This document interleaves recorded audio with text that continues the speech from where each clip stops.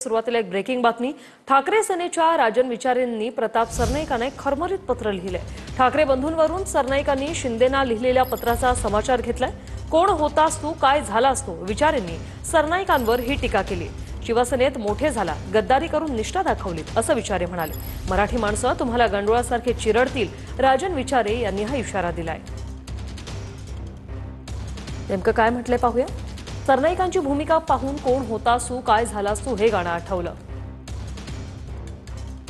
तुमचं लहानपण डोंबिवलीत गेलं, तुमचे धंदे मी देखील जवळून पाहिले आहेत। उद्धव ठाकरे आणि राज ठाकरे एकत्र आल्याने तुमची झोप उडाली आहे। एक गद्दार दुसऱ्या गद्दाराला प्रश्न विचारतोय हे हास्यास्पद आहे।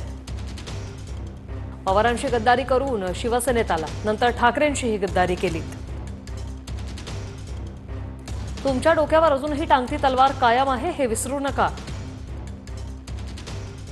विकाऊ गेले मात्र निष्ठावंत अजून आहेत हे लक्षात असू द्या एवढंच।